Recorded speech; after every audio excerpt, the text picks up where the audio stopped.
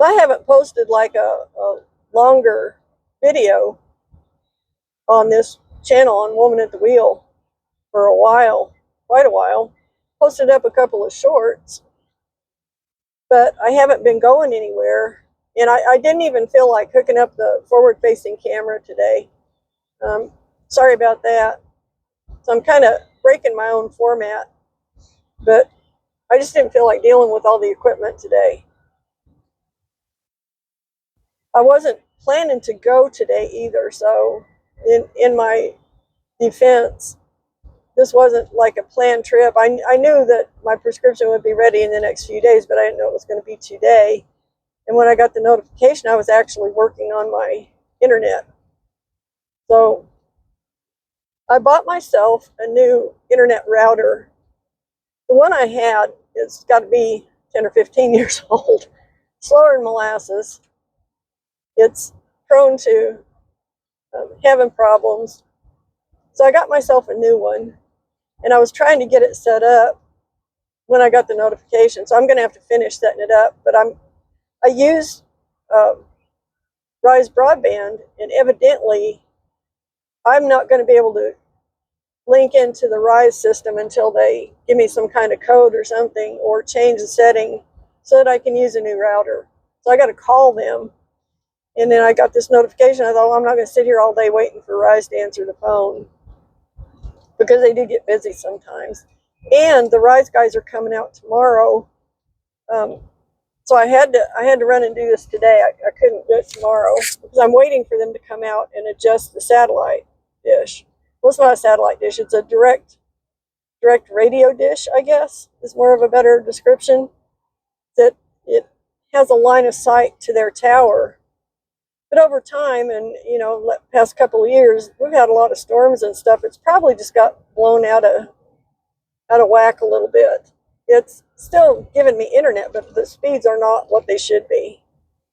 And so that could be part of the problem. The router could also be part of the problem.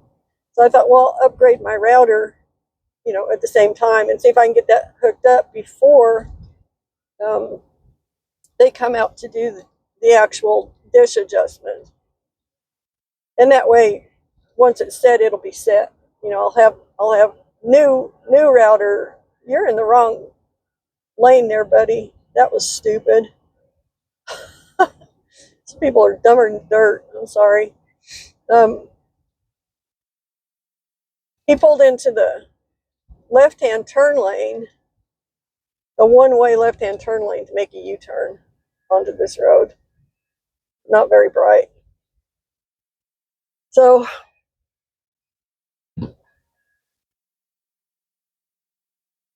that's what I'm working on at home. And then another thing I've got to figure out, I need to do a couple of tests, but I just haven't done it yet because I've got other stuff going on. I've got something in the house, in the mechanical systems, the water portion of the mechanical system specifically, that keeps turning on and turning off a valve. It opens it and closes it, opens it and closes it. It's random. It doesn't happen like on a regular, I can time it, and it's not regular. It's a random event, and it's making me crazy. And I thought that it was probably caused by the filters on the RO system needing changed, and the membrane, because that hadn't been changed since last time Bill did it. So probably a couple of years. There's another part to the RO thing. It's a solenoid, I think. I need to order it and replace that, because I guess that's a symptom of a solenoid failure in that system. It just keeps opening and closing that valve. The valve is worn out. There's an APO valve or something, some kind of, or TPO, some kind of valve anyway in the solenoid. So that might cure the problem. So I got to order that. And then there's a way to check it. I guess you can just turn off the water taps to your tanks in the RO system, and then you just wait and see if that cures the problem. But because it's not a regular deal, I may turn it off and not hear anything, and then I may quit listening, and then it would do it where I'm in another part of the house and wouldn't hear it, and then I wouldn't know anyway. So probably the best way to do it is just go ahead and replace that valve. It's simple enough to do. The whole RO system is pretty easy to handle. Bill mounted it on the wall in the laundry room, like on the wall behind the refrigerator, because that's the only thing we use RO water for is the refrigerator. So he mounted it up back there, so I don't have to crawl under the sink or do any of that. I can just sit down in front of it and work on it. And I don't know if you've ever seen these RO systems, but the connections are like quick connects. They just got a little jump ring, or we used to call it Jesus ring, where you pull it off and you drop it and then you curse. But they've got these little rings on them. You pull that, and then you can just pull it out of the orifice and then change it out and then replug it and put the ring back on it. So it's very simple. And just a little bit of common sense, you can kind of figure everything out, where it all goes. So I got all that changed out, didn't have any trouble with it. I changed the filters one day in the canisters below. There are 3 of them across in like vertical canisters. And then that didn't cure the problem. So then I read about the membrane, and then there was another filter on top that I didn't have either of those. So I ordered a set of those.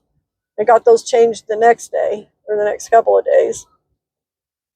That still hasn't cured the problem. So if it's not the solenoid thing, then it may be something in the refrigerator. If it's not that, it may be something in my on-demand hot water heater. I'm hoping it's not that, because it's a on-demand gas hot water heater, and I'm not even going to attempt to do anything to that. I'm not even going to try. It's a gas appliance. I'm not going to screw around with it. So I'm hoping that I can get this cured, because it's not that it bothers me to hear the valve opening and closing. It's that it bothers me to hear it when I don't know what's causing it. And I never recall hearing that before, like about 3 weeks ago. So this is a new development. Unless I'm just completely unobservant and it's been going on forever and I was just not hearing it. And I don't think that's the case. I think I would have noticed it if that had been happening when Bill was alive. I would have probably asked him what's causing that, and he probably said, "Oh, it's this. We need to do that." He would have known. So I think it's a relatively new development. Like about 3 weeks old now. So it's always something. Frustrating, annoying.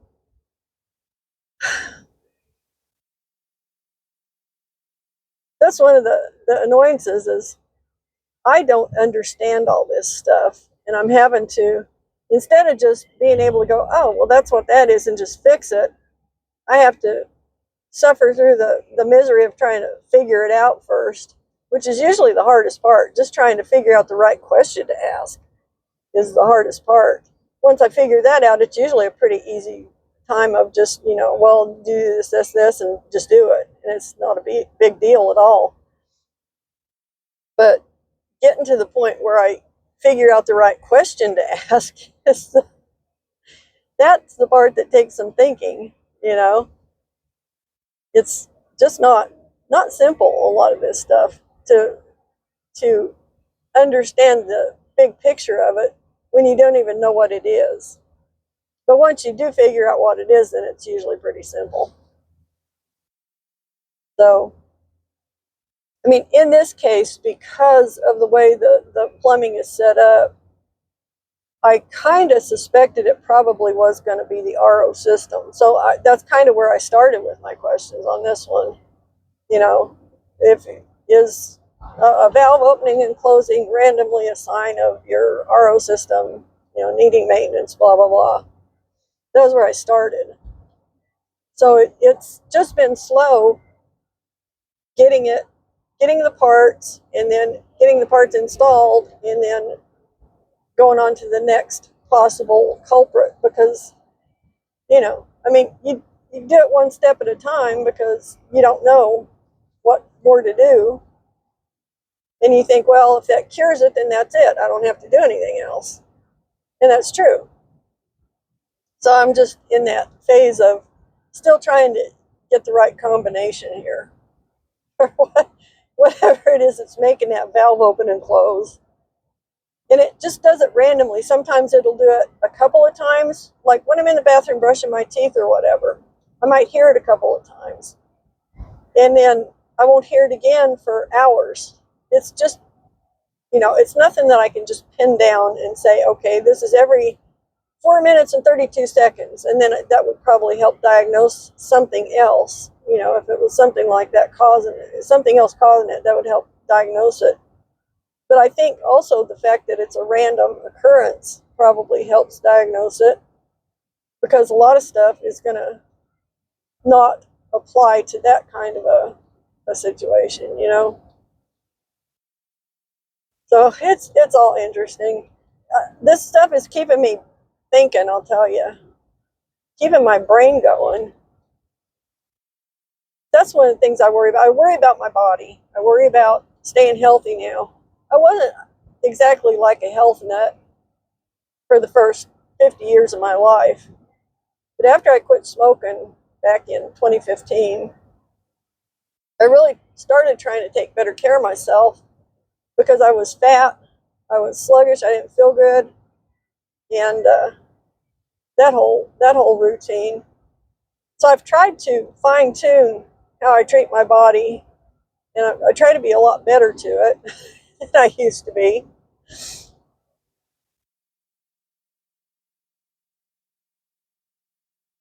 But I also worry about my mind. I want my mind to stay sharp and functional as long as possible. And I know it's possible to stay sharp, till the day you die, pretty much, if you can, if you're one of those people who's, I don't know if it's lucky enough or if you keep yourself motivated enough and you exercise your brain every day. So that's one of the things I do. I exercise my brain.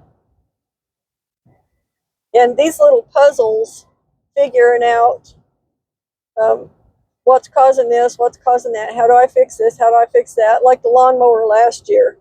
I bulked up a few brain cells working on that because I really had to think about it. They got to work out.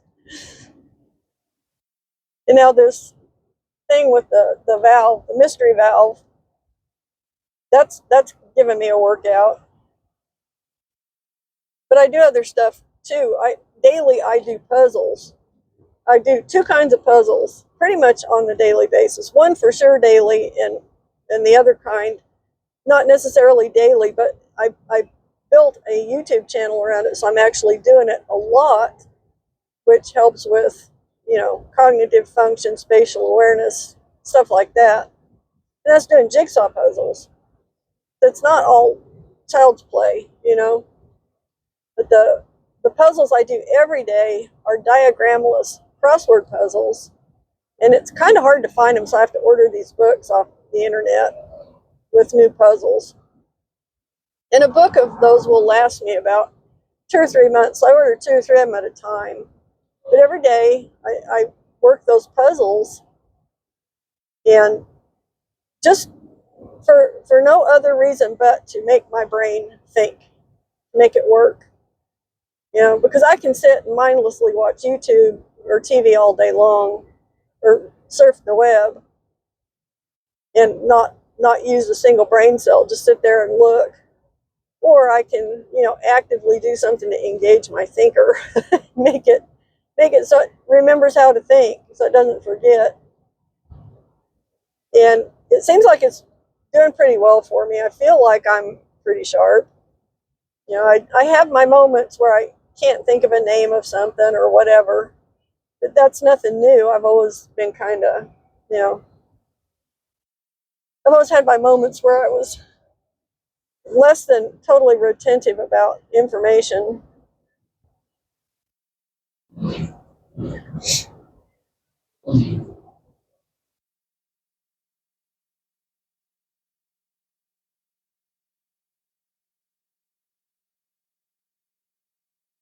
I just can't get the right sunglasses or right eyeglasses combination here today. I wish I had my photograys with me, which I don't. They would probably just be just right. Oh well, I didn't bring them. I actually have my eyeglass prescription has changed a couple of times over the last 7 or 8 years, I guess. And here recently, I think 2 years ago was the last time I had a prescription change, but it hasn't changed a lot. So over time, I've amassed a lot of eyeglasses over the past 10, 12 years because of this place called iBuyDirect.com. You can get eyeglasses made pretty cheap. And so anytime I would get a new prescription, I would get a new pair of prescription sunglasses and a backup pair of glasses. So I've got like 8 or 9 pairs of glasses that the prescription is close enough I can actually wear them, and they're functionally useful for me. So one of the things about wearing glasses, I don't know if you wear glasses and if you feel this, if you go through this too. Different kind of glasses fit differently and sit differently on your face, and some of them get real annoying real fast, and others are a little more comfortable than others, but they're all annoying because you have this thing on your face. And I'm not a good candidate for contact lenses because I can't even put eye drops in my eye, let alone stick a lens in my eye, so that's not happening. Plus I've got astigmatism. So I stock up on glasses every time I get a prescription change. And I don't know what I'm going to do going forward because my eye doctor retired. So he's not in business anymore. I've got to find a new optometrist. And he was keeping close tabs on my eyes because I have like early cataracts. They're not bad yet. But at some point they will get bad enough where I'll have to have either them taken out or whatever. So one of the things I would like to do, if it gets to the point where it's time to do that surgery, because I don't want to do it unless it's, I have to.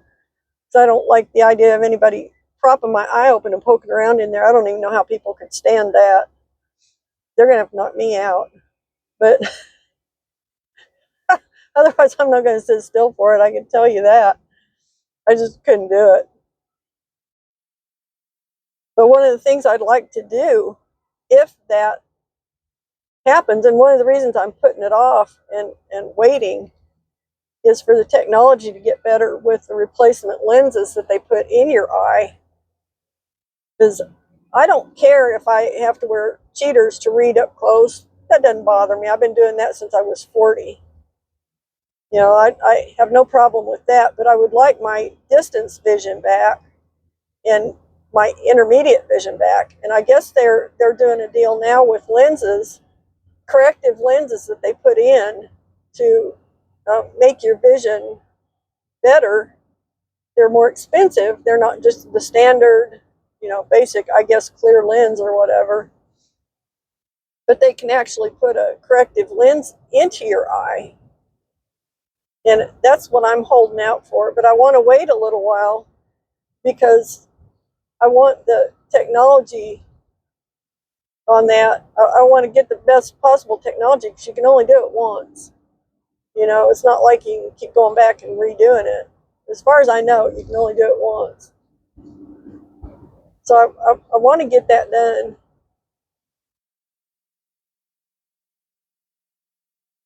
Because I really am over having to wear glasses all the time. It's just annoying. Now, when I drive, I usually wear my sunglasses anyway. But like at home, it would be nice to be able to just not have to put them on in the morning to see the clock. You know what I mean? Because my vision has deteriorated quite a bit. It just does. You get older and your eyes, some people are lucky, I guess, and their eyes don't do that, but mine have. I've gone downhill starting at about 40, and they just have gotten progressively worse.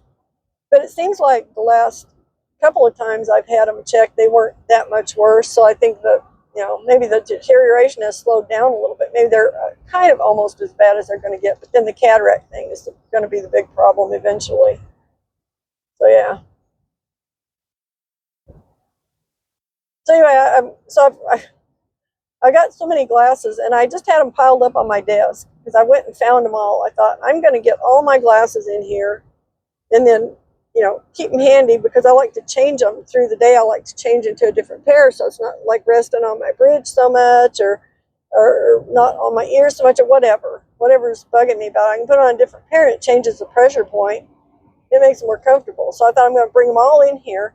So I had them all on my desk, and I'm like, these are going to get all destroyed laying here on this desk. So I actually had to go on Amazon and find a holder for eyeglasses. This is ridiculous, the most dumb thing.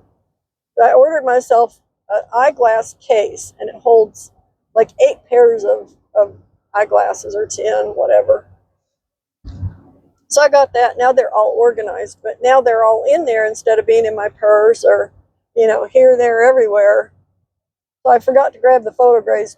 I need to put the PhotoGrays in the truck, I guess. Keep them in here. Because that's when I usually would wear those. When I'm, needing the sunglasses, but I need a little less dark or a little darker, because they'll adjust accordingly. So evidently I need to put those in a case and put those back in this truck for these kind of days, because otherwise I don't wear them. So anyway, clear back to what I was talking about way back in Marlow.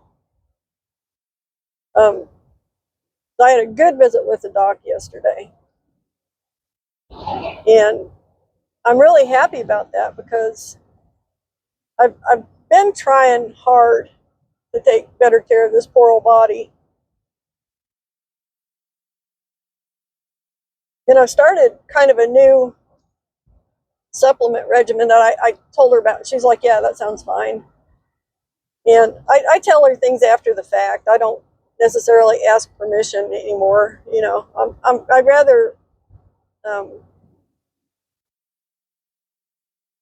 rather just do what I do, but then have her understand so she can calculate that into the whatever,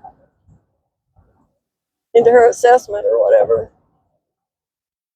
So I started taking this supplement because I was thinking part of my troubles might stem from, maybe my thyroid's not getting what it all needs. I mean, all of your body systems need certain minerals and vitamins and things to function correctly.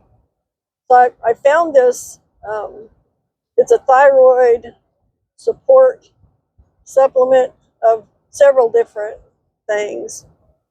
And it's not horribly expensive. And I can just order it. It's pretty easy to order. But I went back to taking my daily multivitamins, which is a liquid. So I mix this in a little shot glass. This is my morning shot that I have every day. So it's 1 tablespoon, which is why I do it in this little shot glass, because it's got tablespoons marked on it, among other amounts. But I put 1 tablespoon of my liquid multivitamin. I put 1 tablespoon of my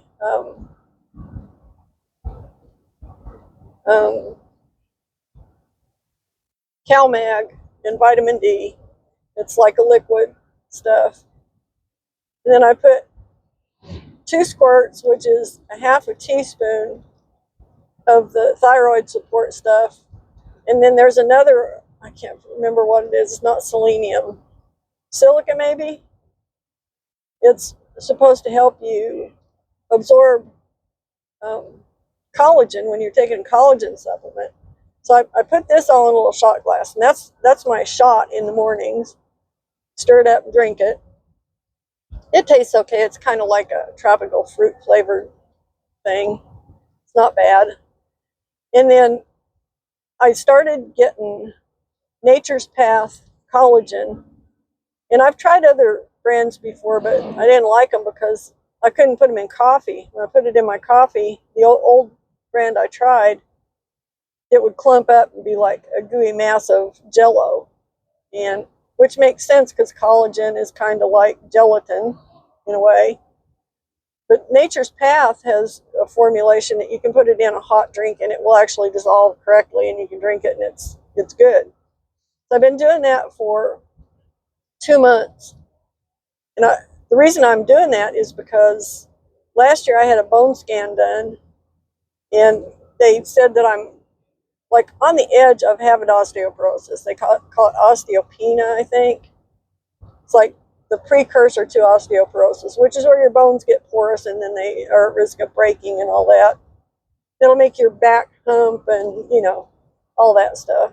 Just your body breaks down, your bones are breaking down. And it's pretty much typical in older ladies. It happens a lot to most everybody, I guess.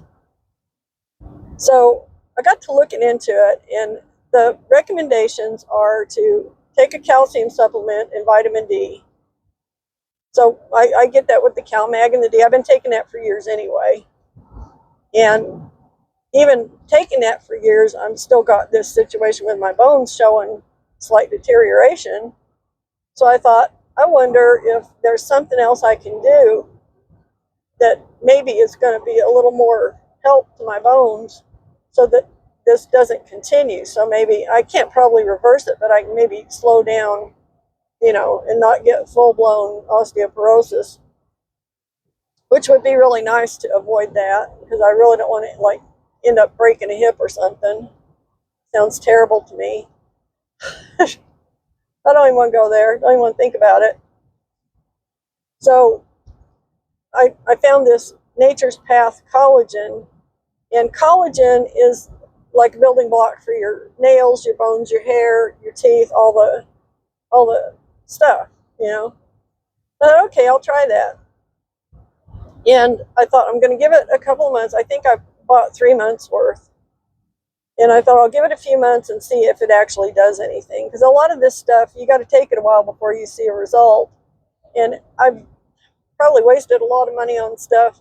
You would take that long and you couldn't see any results. So then I would just quit taking it, and then go try something else. But this seems to be working, because my fingernails were getting to the point, they were so bad that when I would do anything, they would chip and peel, and they were really soft. And look at that, I got fingernails. For the last year, my fingernails have been terrible.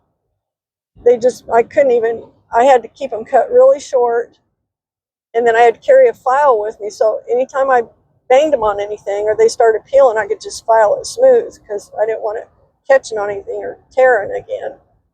So it was really getting to be a problem, an annoyance. And so I started taking that stuff a couple of months ago. And I guess it's probably been about 2.5 months maybe, because I just reordered a bunch of it. And my fingernails are hard. They're not peeling anymore. And I'm really shocked that it actually worked that quick, because your fingernails grow slowly, So evidently, I'm not sure how this works. You would think that you would have to wait for that nail to completely grow out to be affected by it, unless it's being fed by the nail bed underneath and it just improves it, which that must be the case, because, man, they're in such better shape, It's just it's an impressive difference. So I just ordered like 6 months more worth of that. And I just put a scoop of it every morning in my coffee. So that's my deal in the mornings. I take my vitamin mix, my supplement mix, and then I have my coffee with my collagen in it. And then I'm good. I've got all the extra stuff. And so I was telling the doc about it, and she's like, yeah, that sounds like a good deal. And she said it probably will help your bones, since it is being effective, it probably is also effective for your bones. I'm like, well, that's good. That's kind of what I was hoping for.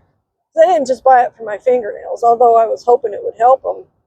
I was more concerned about, my bones. I don't want them to become, like my fingernails were. That'd be a problem. So yeah, all the stuff that nobody cares about but me.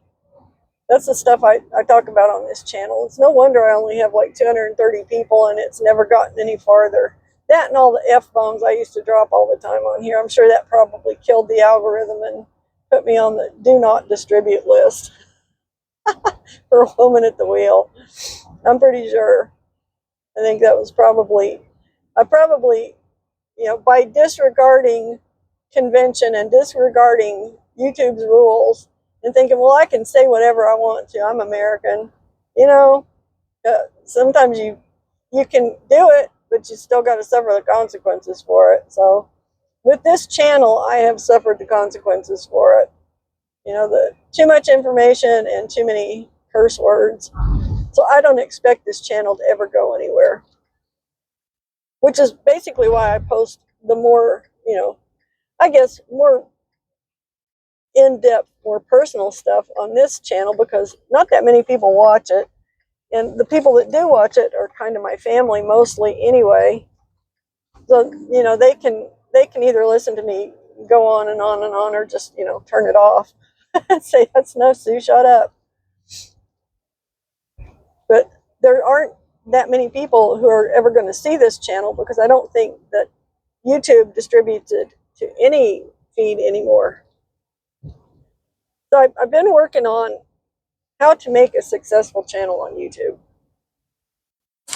And what I've come up with, I started running this by Google's AI assistant, just asking questions and posing scenarios and stuff.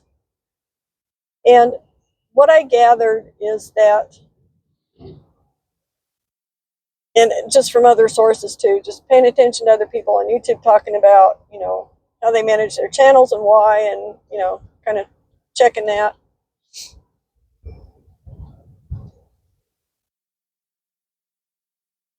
I've come to the conclusion that in order to have a YouTube channel that's going to be monetized, you have to follow their rules. As much as I hate following rules that I think are stupid, as in censorship, that kind of thing. But if you want to monetize, you have to follow that rule, and then you have to kind of zone in and have a niche, or a niche, however you want to say it. But you got to have a specific area of interest that you focus on, overall. And then you can branch out with other topics within that, under that umbrella. And if you follow the rules, and if you do those things, then the odds are that eventually your channel will get monetized if YouTube pushes your videos out to enough people who are interested in those topics.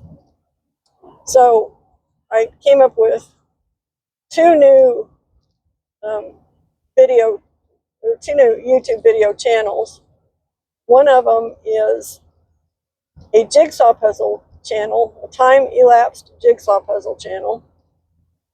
I don't talk. I don't show my face. I just sit at the table or stand at the table. And I build jigsaw puzzles in real time, and then I time-lapse those videos. And I have two different formats. I've got a fast format, or a short format, which is I shorten the lapse time down to like less than 30 minutes, usually like around between 5 and 15 minutes for the short format. And then I make the long format over 30 minutes. So some of them might be 35 minutes, or might be an hour even if it's a long puzzle. But each video is one puzzle start to finish. And then I overlay YouTube free music. I don't do anything fancy for the music, but I try and pick stuff that sounds decent to my ear. And then I mesh that together, and then I upload them, and that's my, that's my recipe for that channel. And it seems to be working. I've been getting most of my viewership from recommendations on YouTube, so they are pushing it out there, which I don't get much of that on Woman at the Wheel because they don't recommend me anymore because they know I cuss and, I don't mind the rules on this channel. So they've started pushing my videos on the other two channels. The other channel is called A Real Life, and it's at A Real Life over 65.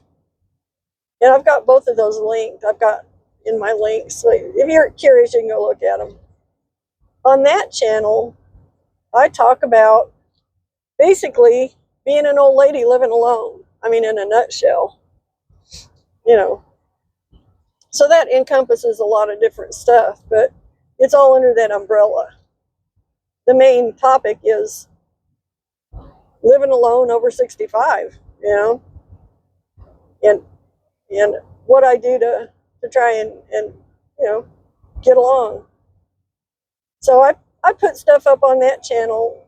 I haven't had it going very long, like a week and a half, and I don't have very many viewers yet. It hasn't really pushed out to where people are subscribing. Like they're subscribing quicker to the Jigsaw Puzzle channel, but I've had it going longer too. I think I'm up to like 20 something subscribers on it, and I'm not to 10 subscribers on the new channel yet. But I'm just waiting to see if this is going to be a good formula for making a successful YouTube channel. Because I've been watching a couple of channels that a couple of old guys have.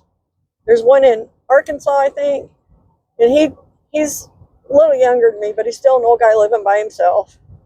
So he does very, very much the same thing. He talks about being an old guy living by himself out in the country. And then there's a guy in Kentucky, I can't remember his tag, but I'll put him in the descriptions here. I'll link them both. So if you're curious, you can go look at them. But he like started his channel less than a year ago, and he just got his 100,000th subscriber like very recently. So I think what they're doing too, or I think that guy for sure is probably using an AI assistant to help him. And he actually he acts like he's unscripted, but I think he scripts more than he doesn't. And he likes to have kind of like the pitfalls type of videos, like, oh, this is the government's doing this to seniors, or he has more of a little bit on the doom and gloom side, but he's an interesting guy. So I've been kind of studying his channel, trying to figure out how he went from nothing to 100,000 subscribers in like 9 months. And if he can do it, I can too. I just got to figure out how, So I strongly suspect that he's using AI to help him. And, that's pretty smart, I would say, because I've been working on this channel, this Woman at the Wheel channel now since, 2020, 2019, something like that. Long time. And it's never done anything. It's never taken off. I've never had a video go viral. I've never had that much interest in it. But like I say, from the outset, I was breaking the rules, from the get-go, from the start, from day one. And you can break the rules if you want to, but you're going to suffer the consequences if you do, So I had to actually make up my mind to set my disgust with following their rules aside. I know, sounds kind of funny when I put it that way, doesn't it? But it's true. I was disgusted at the concept of having to follow their rules and be censored and censor myself. And I had to look at it like from a business perspective, because I want this to be a money-making project, and it's taken a lot of my time. I've put I don't know how many hundreds of hours into Woman at the Wheel with nothing to show for it. Absolutely nothing to show for it, you know. I will never be monetized on this channel. I will never make a cent off Woman at the Wheel because it's already, in YouTube's mind, it's already persona non grata. It's a dead channel. They don't promote it. They don't show my videos. They don't do anything with it because somewhere along the line they decided I was just, you know, too much of a rebellious person, or my channel was too rebellious, and they just weren't going to tolerate it. So they just don't. They just ignore me, and that's the kiss of death to a YouTube channel, is to have YouTube decide that you're just too difficult and they're going to ignore you from here on out. I think they just check you off the list and that's it. They never come back and look. So I don't expect this channel, Woman at the Wheel, to ever do anything else, but this is my personal kind of life documenting channel anyway at this point. So probably what I could and should do with Woman at the Wheel is just, you know, acknowledge that this is probably just mostly of interest to people who know me personally and treat it accordingly. So that's kind of what I've been doing for the last while, showing my projects and stuff. I thought I was going to try and rebrand it there for a while, but that didn't work either because the onus is already on the channel. So rebranding it didn't work at all. I didn't gain one new viewer, and I was doing different content, you know, putting up the project videos. So I think once your channel has been deemed to be a rebellious channel, I think they just ignore it permanently. So the way to get around that, or the way to learn from that, is to start a new channel and to follow the rules, even as much as it sucks to have to follow their rules, because their rules are stupid, which I'll say openly on this channel since they don't care, they're ignoring it anyway. But I won't say that on my new channels because I want them to become successful. I really want this to be my job. I would really like to have an income from it because living on a fixed income isn't that much fun. And I think I can do better. I've always been good at working and keeping an income going. Always. I've always had to. But I'm done with the eBay thing. That worked for me well last year. But that's over with. That's done. I shut down the store and everything. I'm just done with it. It was getting too expensive. They were taking too much in fees, and I just didn't feel like doing all that work just to enrich eBay, you know? I mean, I did okay, but I made a lot less than I should have because of the high level of fees that I had to pay. So they kind of made that unattractive to me, and which is fine. They want the big corporate sellers anyway, I think. I don't think they want little mom and pops anymore because they don't really do much to make mom and pop businesses feel like they're valued there. So they want the high volume, of course. It makes sense. I mean, eBay's gone from being a collector's shopping spot online for, you know, collecting knickknacks and stuff like that, collectibles, to being a major marketplace for everything. And when that happens, the little mom and pops that are selling the collectibles are going to lose out every time because their volume is too low for eBay to consider them to be worth messing with anymore. So they just keep raising the rates, and pretty soon all the little mom and pops will drop out, and all they'll have left are, you know, the high volume sellers. And that's what they want because they make more money off of them, you know. So I understand it. I understand the business acumen behind it, the strategy, and it makes sense. It's not pleasant for people who don't want to be a big volume seller or can't or have no interest in it. And it kind of, yeah, it spoiled the party for everybody else, but it is what it is. I just need a different side gig to make some extra money. you know, pay for stuff like this. My little $380 trip here, you know, 300 for the meds and then 80 for the fuel. It's a once a month thing, but it's expensive to me. If I was making even $300 or $400 a month off of something on the side, it wouldn't hurt at all. It would cover it, you know, and then anything above that would just be icing on the cake. So that's what I'm looking at. I'm looking at having not just one, but more than one viable, paying, monetized YouTube channel. And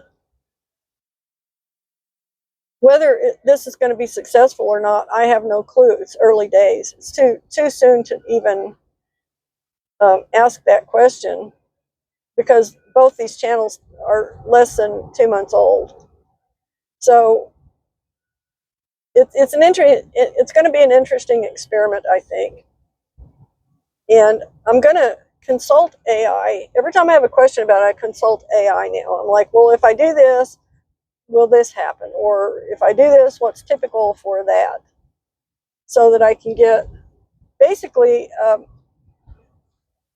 I guess, a unbiased opinion based on the factual question that I'm asking, you know. And is AI unbiased? I guess. I don't know. It doesn't seem to be like sugarcoating anything to me. And it's not telling me I'm stupid. Like, that's the dumbest question I ever heard. I'm not even answering that. It hasn't said that yet. But it's not like, oh, you're just absolutely right. That's exactly what you need to do. So it gives you actually some feedback. It seems legit, you know, rational, to the point, on topic type of feedback.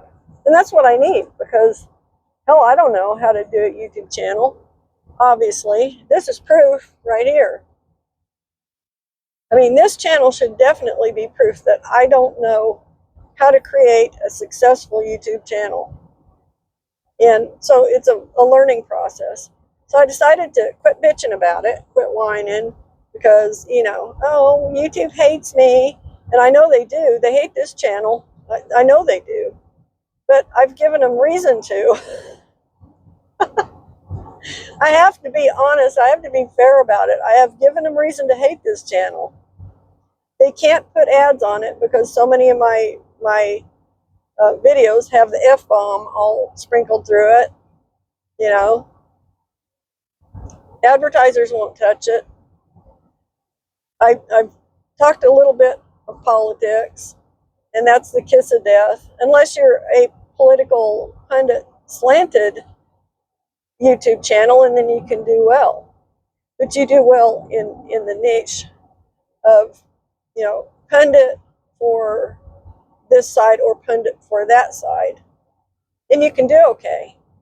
But, you know, it's still, if you're just an average kind of generic channel, or even like a not too specific niche or niche channel, however you want to say it. I hate that word because I'm not sure if it's supposed to be niche or niche. I've heard it both ways. I prefer niche myself because I'm not French. Or niche. Reminds me of the night at the bridge in Monty Python's Holy Grail or something, you know. But I can see why this channel has never gone anywhere. I know. I'm not stupid. I mean, I'm stubborn. I'm willful. I'm headstrong, but I'm not stupid. So I understand that I have basically poisoned my own well here, you know. Been waiting for you to do that. Thank you for getting off my butt. I'm trying not to drive 75, even though I'm in Texas, and that's, except for now it's slowed down to 70. We're coming into another little town. I'm trying not to drive 75 because I'm trying to conserve my expensive diesel, you know.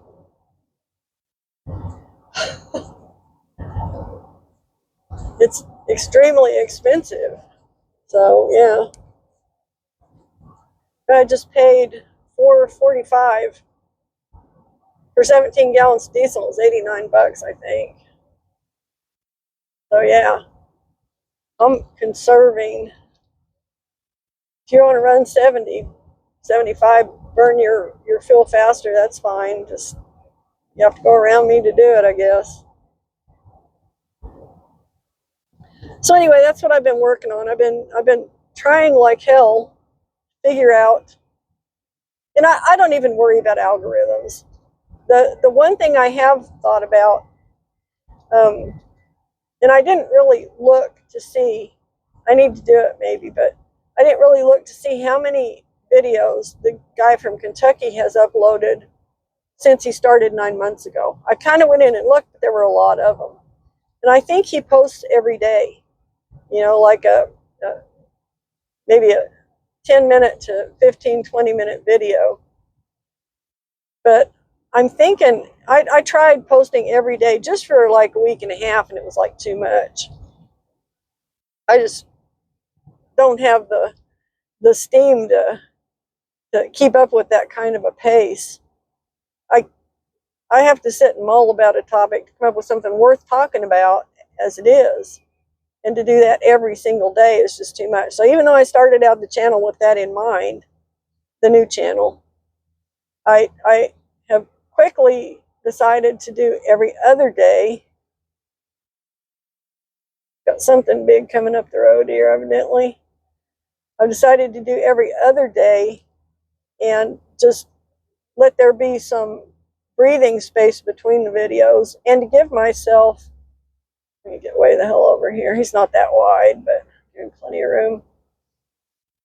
And to give myself the time to think of a good topic for the next video. And I may even make it so, but one of the things they say is you need to upload regularly. So on some kind of a schedule. So I'm trying to find the sweet spot for me to be uploading. It may be every other day, it may be every 2 days.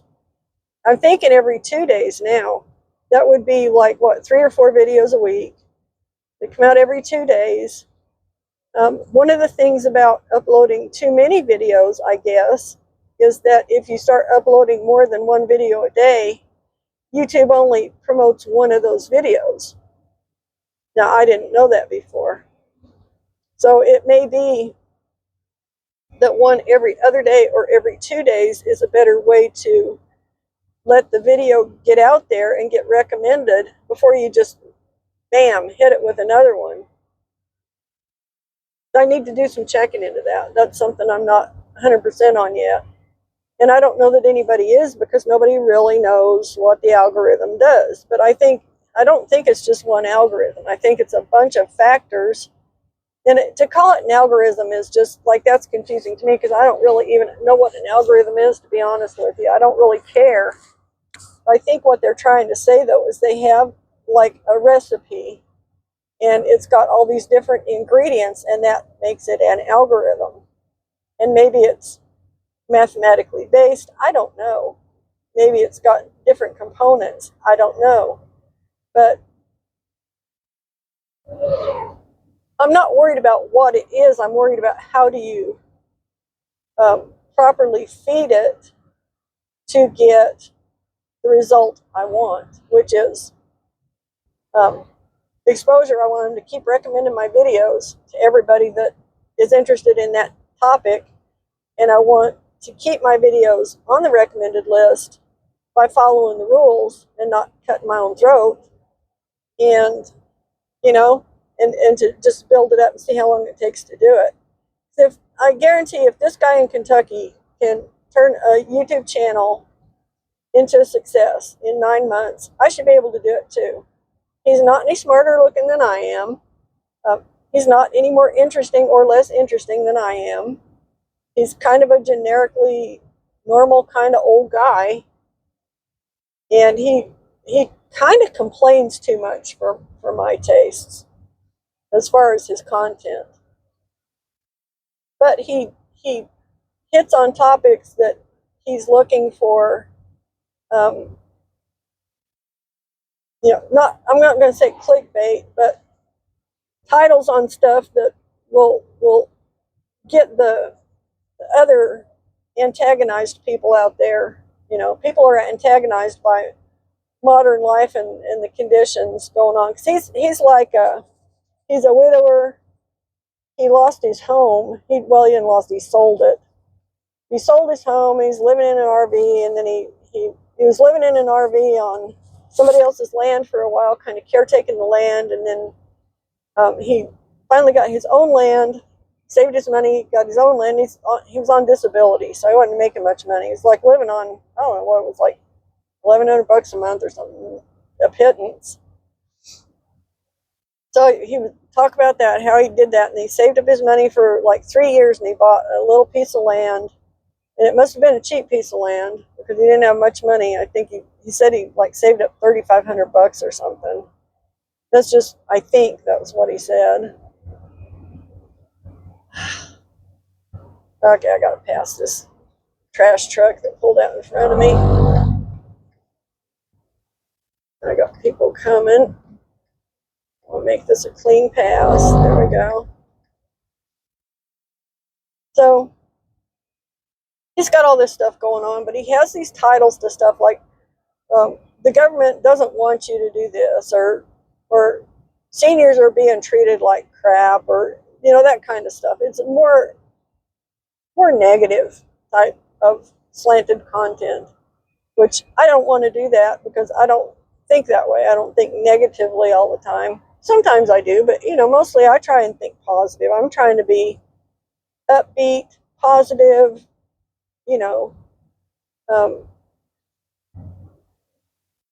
optimistic, because that's more my personality.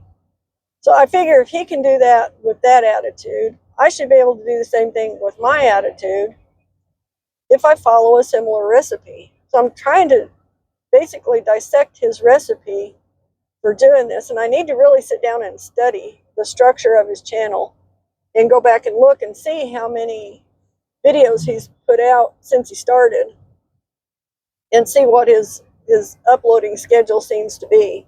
So I think that might be a big piece of the puzzle. So the other guy I've been watching, he's been on YouTube for a lot longer, and he's doing really well with it. He's making money. He was also on disability, and I guess he got off of disability. He started making enough money, and he's got 2 or 3 YouTube channels. He started making enough money that he told disability, "Here, I'm making too much to get disability anymore. Here you go. You need to cut it off." And they were kind of stunned. They said, "Well, we never had anybody do that. You're supposed to if you make, if your income exceeds the level allowed." So he's doing well with that. So I need to study his format too. I just picked these 2 at random because they seem to have, topically similar to what I want to do. Living alone, being old, that kind of deal, and managing, with that situation, and then being rural, not living in a city. So I picked them kind of randomly and just watched their videos for a while to see what kind of topics they talk about. And they talk about a pretty good range of things, but it's all under that umbrella. So that's what I'm trying to do with my talking channel.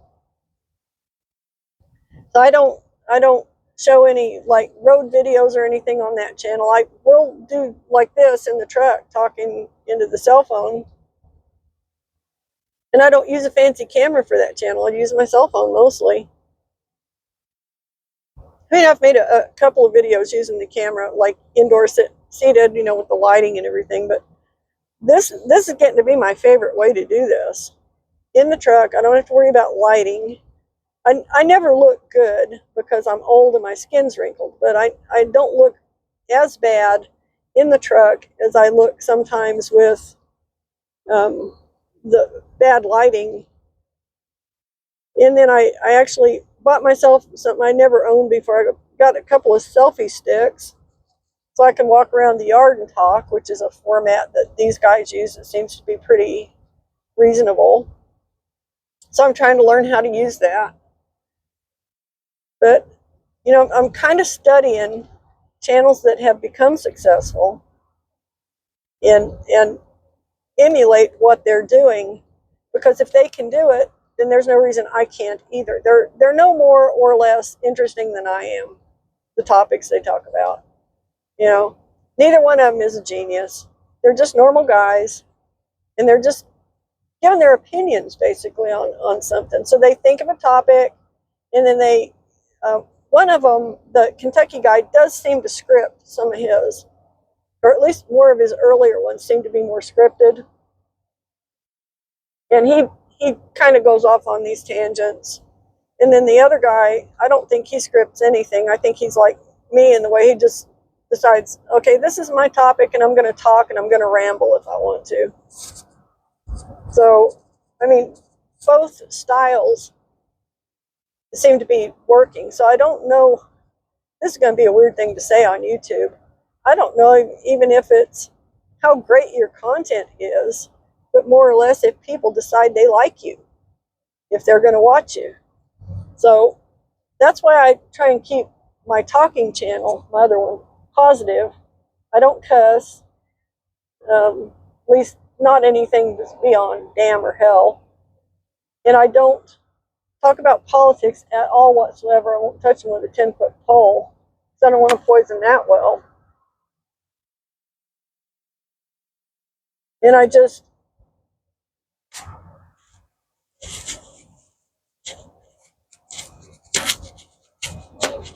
try and follow the rules to see where this will go, to see if this is the way to do it. I'm going to crack the code. I'm going to figure out how to have a successful YouTube channel. I'm just going to do it. Now on the Jigsaw one, that's a very tight area. I mean, it's just the only people that are going to be interested in that are people who like to watch time-lapse jigsaw puzzles. And evidently there are a lot of those out there, because there are several pretty good-sized jigsaw puzzle sites, channels, that do really well. But they do it a different way than I do. So I found my own way to do it. I started doing them my way, and then I went and looked at some of these other channels. I like the way I do it for me, because it seems to be different than anybody else is doing it.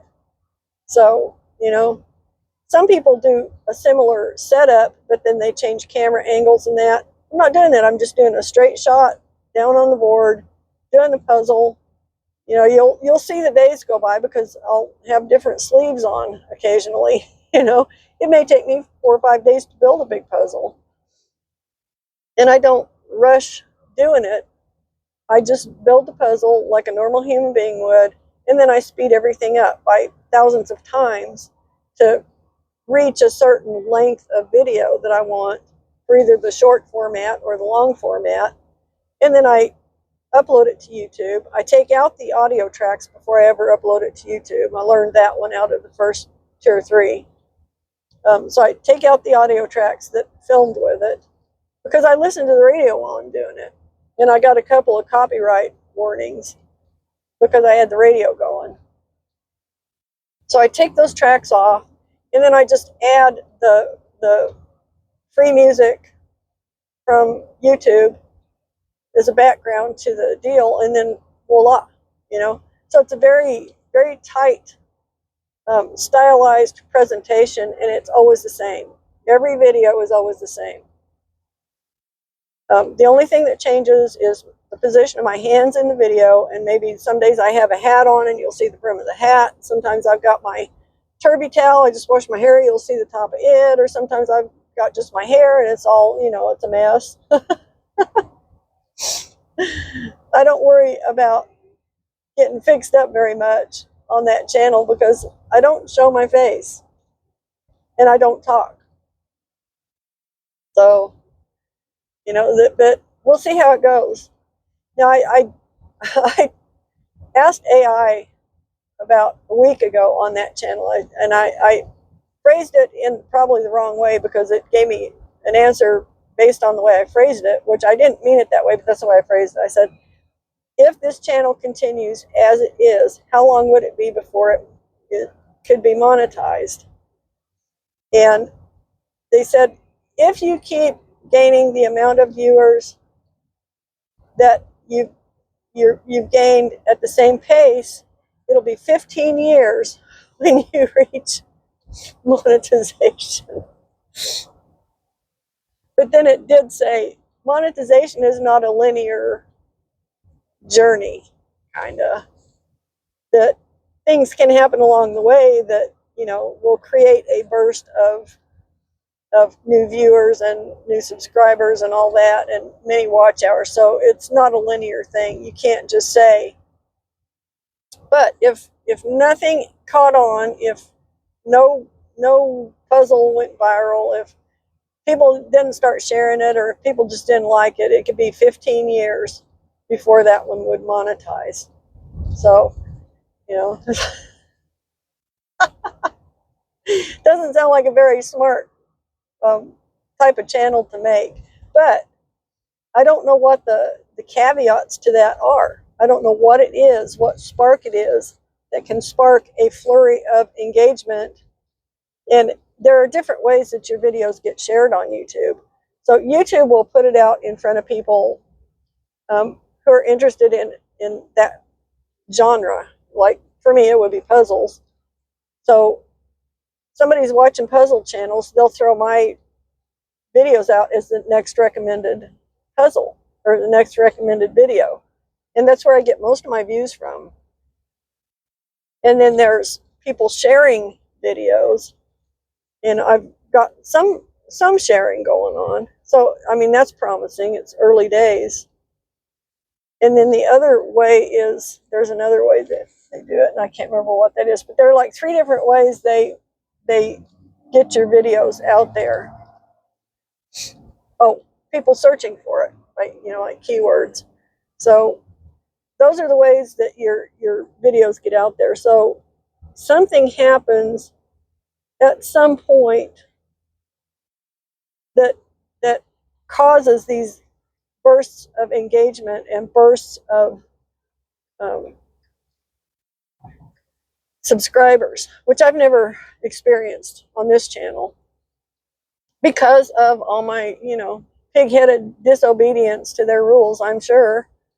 But then again, I don't regret doing this channel the way I've done it, because it's given me a lot of experience with making videos, feeling comfortable on a camera, even though I'm an old lady with wrinkly skin, even though I'm not happy with the way I look anymore. I'm not afraid to go on camera and just be real about it. I don't have to put a blur out the wrinkles filter on my shot. I don't even know how to do that. If I did, I'd probably do it, but I don't even know how to do it.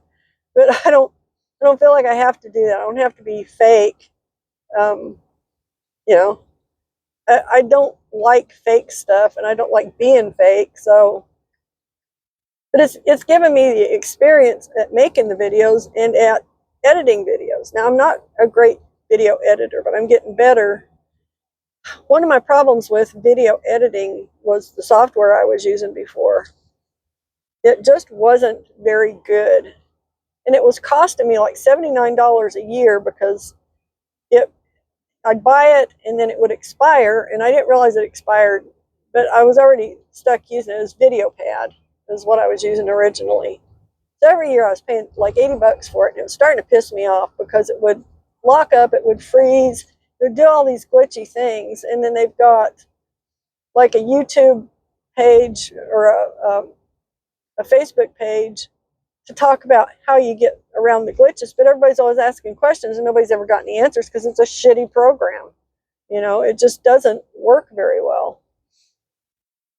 So Wes, my brother, who I'm sure you've seen his videos probably, Backroads of Colorado and Old Town, he uses DaVinci. What is it? DaVinci something. Dang it. Resolve. That's what it is, Resolve. So he uses that, and he's been using it for years, and he likes it. So I thought, well, I'll check into that. So it's a standalone program. You don't have to subscribe to it. You can buy it once and own it. So I went ahead and bought it. I'm like, if he likes it, the price is right on it. I think it was either 50 or 80 bucks. It wasn't much money. So I just bought it and thought, I'll just learn to use it, you know. And it's not that dissimilar to VideoPad in a lot of ways. So I was able to kind of jump into it and use it without having to have a really super steep learning curve just to do the basics. So that was a plus. So I've been using that, and I'm actually starting to find my way around in it. Before I was just doing very basic stuff. Oh, shoot, that's my turn. I'm going to have to go left up here and go around the block. So I'm learning. I'm learning how to edit using that as opposed to the VideoPad editor. But I got a lot left to learn nonetheless. I've only been using that for a couple of months, you know. So it's pretty new to me.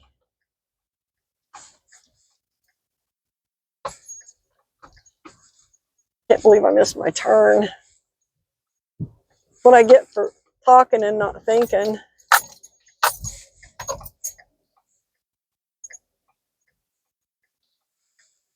Okay, now it's getting hot in here. Put the air conditioning on. Oops. Gotten up to 60 degrees outside. That's probably why. So yeah, I'm trying to learn that new program, and I'm trying to understand more about editing. And I was reading about like color management and all that. I just am not that interested. I'm not that invested in making things look cinematic, you know. But it's something that is supposed to, you know, be able to help your channel. So I'm like, okay, I've got to try and at least understand the basics of it. So I'm kind of trying to learn that. There are a lot of settings in there. I don't even know where to find them. And I'll look up something. How do I do this on DaVinci Resolve? And then it'll say, well, you go to this tab. Well, I can't even find the tab. So then I have to go back to the AI and say, tell me like I'm 5 years old. How do I get to this tab in DaVinci Resolve? You know, from the dashboard or whatever, from, you know, whatever it's called. Then I can, you know, I can muck my way through and find stuff. But, you know, so I'm dealing with not only new channels and new content and a new style of doing all this stuff, but I'm also dealing with new editing software. So yeah, it's fun.